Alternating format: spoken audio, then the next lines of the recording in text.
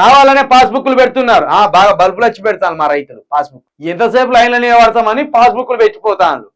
నువ్వు విత్తనాల కొరత లేకుండా చేయరాదు మంత్రి గారు, వ్యవసాయ శాఖ మంత్రి గారు. రైతులకు అదేమో తీట గులా బుక్కులు పెట్టిపోవడానికి. ఎంతసేపు నిలబడాలని బుక్కులను పెట్టి కాసేపు పక్కన పోయి కూర్చుంటాను. గాడికి తీసుకొచ్చి పరిస్థితి మళ్ళీ కావాలని బుక్కులు పెడతాను. నువ్వు బుక్కు పెట్టిపో, మరి నీకు కూడా భూమి ఉంటుందిగా, బుక్కు పెట్టిపో చూద్దాం. లేదా ముందు నువ్వు లైన్లో నిలబడి తక్కువనే విత్తనాలు దొరికితే నాకు పోయిన 2 నిమిషాలకే విత్తనాలు దొరికినాయని చెప్పు, ఓ వీడియో తీసి. నీ ఖమ్మంలోకి పోయి ఎక్కడైతే పత్తి విత్తనాల కేంద్రం ఉన్నదో ఆ కేంద్రం దగ్గర పోయి నువ్వు కాసేపు నిలబడాలి. ఎంతసేపు లైన్ ఉంటుంది, ఎప్పటికి నీ బుక్ వస్తుంది, లేకపోతే ఎప్పటికి నీ పేరు వస్తుంది, అది పట్టుకొని వచ్చి చూపి.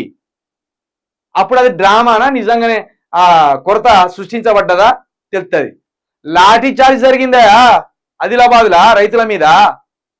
లాఠీ చార్జ్ కూడా వచ్చిగానే సినిమా షూటింగ్ లాగా చేసినట్టు ఏంది నువ్వు? వాళ్ళే పొలుసోల డ్రెస్సులు వేసుకొని వచ్చి, రైతులే కొందరు పొలుసోల డ్రెస్సులు వేసుకొని వచ్చి కొందరు వచ్చిండ్రు రైతులని అంటావా ఏంది? రైతులపై లాఠీ చార్జ్ అన్నాడు ఆఖరికి. రైతులపై లాఠీ చార్జ్ జరగలేదట. ఇది తుమ్మల నాగేశ్వరరావు గారు ఇప్పుడు మిమ్మల్ని ఏమన్నా జరి చెప్పుర్రి. ఇప్పుడు అంటేనేమో మంత్రులను దురుసుగా మాట్లాడతాను శిల్క ప్రవీణ్ లాంటి జర్నలిస్టులు అంటారు. రైతుల మీద లాఠీ చార్జ్ జరిగినది పేపర్లో వచ్చింది, రైతులు మమ్మల్ని కొట్టిందని వాళ్ళు మొత్తుకున్నారు, నువ్వేం జరగలేదంట.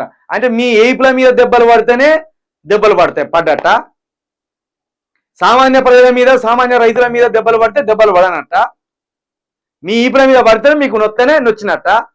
విత్తనాల దుకాణాల్లో స్టాక్ ఉందని కావాలని రైతులు క్యూ లైన్లో పాస్బుక్లు పెడుతున్నారని రాష్ట్ర వ్యవసాయ శాఖ మంత్రి తుమ్మల నాగేశ్వరరావు అన్నారు. ఎరువులు గతంలో కంటే ఎక్కువ ఉన్నాయని, ఆదిలాబాద్ రైతులపై ఎక్కడ లాఠీ చార్జ్ జరగలేదని తెలిపారు. ప్రతిపక్షాలు ప్రభుత్వంపై దుష్ప్రచారం చేస్తున్నాయని విమర్శించారు. ఒకే బ్రాండ్ విత్తనాలు కావాలని రైతులు డిమాండ్ చేయడంతో ఇబ్బందులు ఏర్పడుతున్నాయని వివరించారు.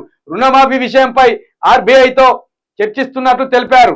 అయితే మంత్రి వ్యాఖ్యలపై రైతులు ఆగ్రహం వ్యక్తం చేశారు. విత్తనాల కోసం ఎండలో ఇబ్బందులు పడుతుంటే ఒక్క రివ్యూ కూడా చేయకుండా రైతులపై వ్యాఖ్యలు చేయడం సరికాదని వెంటనే అధికారులు విత్తనాల కొరతపై దృష్టి పెట్టాలని కోరారు.